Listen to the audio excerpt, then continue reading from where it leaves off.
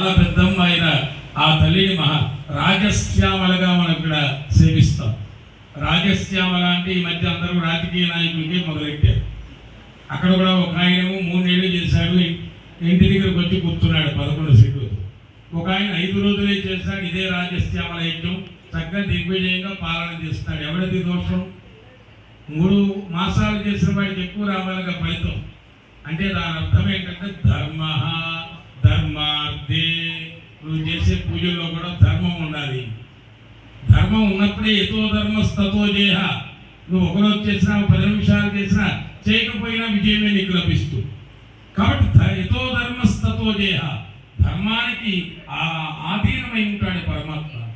అటువంటి పరమాత్మ ఇక్కడ రాజశ్యామల రూపంలో, సరస్వతి రూపంలో సరస్వతి ఆలయాన్ని కట్టడం అన్నా, సరస్వతీదేవిని సేవించడం అన్నా సాధ్యపడే విషయం కాదు. జన్మ జన్మల సౌఖ్యం ఉండాలి. పేర్లు అయితే చెప్పలేను, కానీ ఒక 15-20 ఏళ్ల క్రితం నుంచి కడుతూనే ఉన్నాం మేము తోట. ఇంకా ఎక్కడికి ఒక కొలిక్కి రాని పరిస్థితి. కాబట్టి మనం ఇలా అనుకుంటే అలా వచ్చి కూర్చుంది రాజశ్యామల. రాజము అంటే వృత్తి కదా.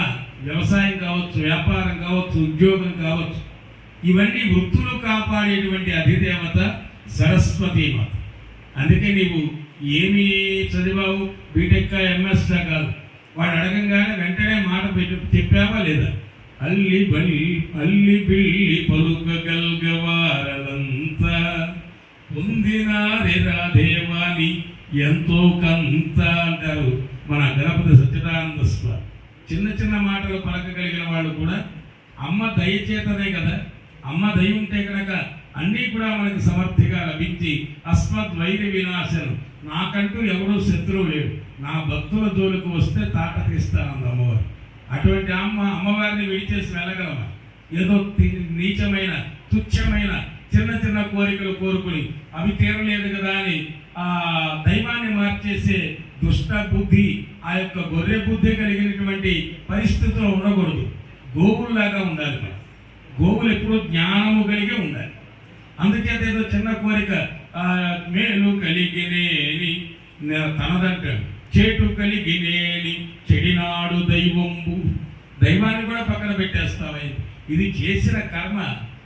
శ్రీకృష్ణుడాన్ని కన్నా తల్లికి 12 ఏళ్ళు పట్టింది చెరసాల నుంచి, ఆ బందీ నుంచి విడవబట్టాడు. ఎవరావిడ? దేవకీదేవి.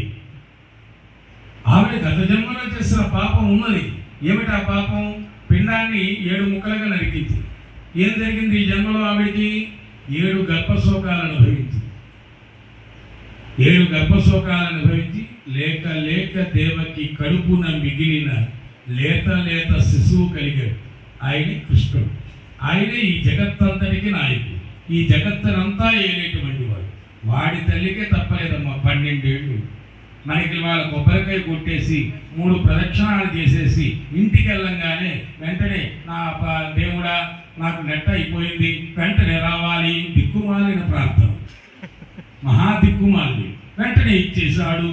ఇవే వినటానికి కూడా అరోచకంగా ఉంటుంది, ఇంత మహాదరిద్రంగా ఉంటుంది. పరమాత్మ అనుగ్రహించడానికి గత జన్మలో క్రెడిట్ డెబిట్ కొట్టొచ్చు. అది నువ్వు తెచ్చుకున్నది. అది నవగ్రహాలు చూసి భయపడతావు ఎందుకు?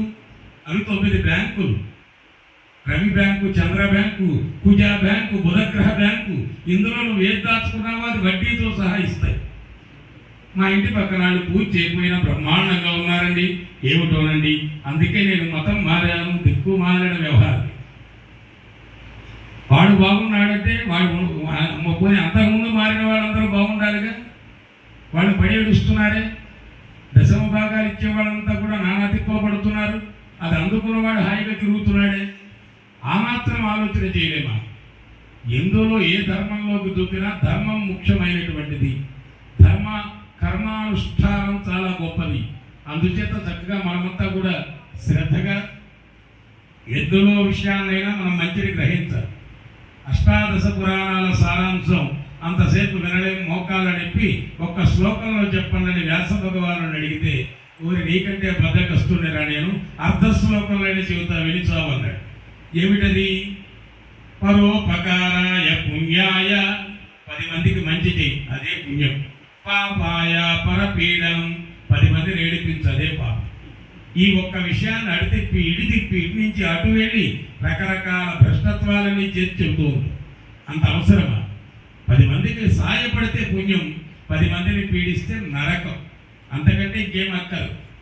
ఈ నవగ్రహాలనే 9 బ్యాంకుల్లో మనం ఏం దాచుకున్నాము అవిస్తాయి, అవి మనం పడి ప్రార్థన చేస్తే అని కాదు.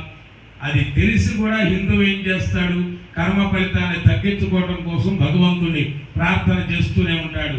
వాటికి బెల్లాన్ని పట్టిన గండు చీమ సగం ఊడైనా వస్తుంది కానీ మాధుర్యాన్ని విడిచిపెట్టదు. మందార మకరంద మాధుర్యమున తేలు మధుపంబు గోవునే మదనములకు. భక్త ప్రహ్లాదుడు చెప్పిన మాట. నన్ను దైవాన్ని వేడమంటావేంటి, అపూజ్యుని సేవించమంటావేంటి, పూజ్యుడైన నారాయణుని విడిచి నేను ఎట్లా రాగలను? కాబట్టి ఇది భక్తి, ఆ చక్కని నవవిధ భక్తి కదా. పరమాత్మను సేవించుకోవడానికి మనకి మొట్టమొదటిదే శ్రవణం. పూజకి పిలిచి ఇవన్నీ చూతారేంటి అనుకోకండి, వినాలి. వినటం ద్వారా ముక్తి. రెండవది ఏమిటి, కీర్తన, పాటలు పాడాలి.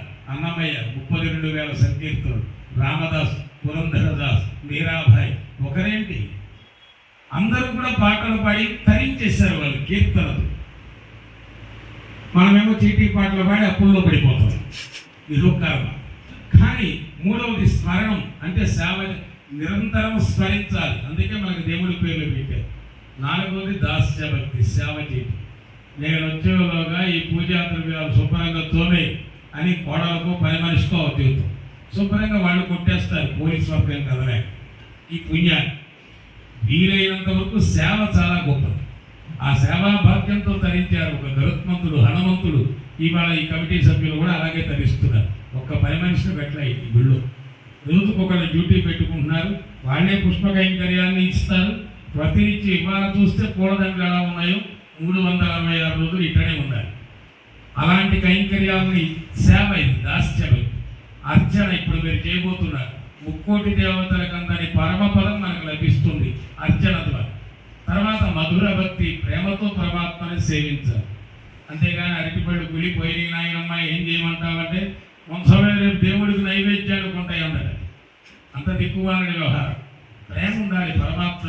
ఎంత ప్రేమ కలిగితే సూర్యుడు ఇంకా ఉదయిస్తున్నాడు. మనం వాడిని పూజ చేసినా చేయకపోయినా కనీసం ఒక నమస్కార ప్రయోగాను అడ్డమైన వాళ్ళకి నమస్కారం చేస్తామే. స్నానం చేశాక ఒక్కసారి సూర్య నమస్కారం చేయడానికి కూడా సమయం లేదా మీకు? చెయ్యాలి. అయినా ఆయన మన మీద ప్రేమతో ఉదయిస్తూ ఉంటాడు. అందుచేత ఆ యొక్క దివ్యమైనటువంటి సత్య భక్తి.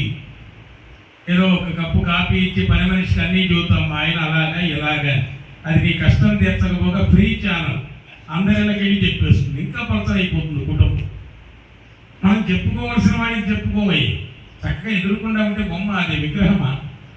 పరమాత్మ ఎలా అయినా వస్తాడు. కొండరాయిలో రావమ్మ అంటే కొండాలమ్మగా రాలే. కలుపులమ్మ, ఒక చోట రకరకాల పేర్లు ఉంటాయి అమ్మవారికి. పాపం ఏ పేరుతో పిలిచినా వచ్చి అనుగ్రహించేస్తుంది. భక్తి ప్రధానం. అందుకని మన కష్టం ఆవిడికే చెప్పుకోవాలి. నమస్కార భక్తి, దాసుడు తప్పు దండముతో సరి అన్నారు. చిట్ట చివరిది ఆత్మ నివేదన. ఫ్లైట్లో కూడా కూర్చొని స్నానం చేస్తానంటే ఊరుకోడు వాడు, కడుక్కోవడానికి నీళ్లు పడి. అందుకు గోవిందేది సదా స్నానం. అక్కడ గోవింద అన్నారు, ఇక్కడ కూడా గోవింద అంటే పక్కవాడు గోవింద అంటాడు లేడిపోయిన కదా. అంతేత ఎక్కడదక్కడే మనకి 8 సవరణలు ఉన్నాయో చూడండి. మన పూజల్లో నియమాలు ఉండేది ఇక్కడే. కొన్ని నియమాలను పక్కన పెట్టాల్సిన సమయంలో ధర్మము కంటే ఆపద్ధర్మం గొప్పది చెప్పింది వాడి శాస్త్రం. స్త్రీని చంపడం ధర్మం కాదు, కానీ తాటకని సంహరించాలి అంటే ఆపద్ధర్మమే. అది స్త్రీన నానా హింసలు పెడుతూ ఉంటుంది. అది ఆపద్ధర్మం అక్కడ రాముడు తీసుకుంది. అందుకని మనం ఆ యొక్క దివ్యమైనటువంటి ధర్మాన్ని కూడా ఆపద్ధర్మంలో తప్పచ్చు. అంటే ఒక జీవిని హింస పెట్టకుండా ఓ జీవిని రక్షించడం కోసం. కాబట్టి పరమాత్మ యొక్క అనుగ్రహాన్ని పొందుతూ ఈరోజు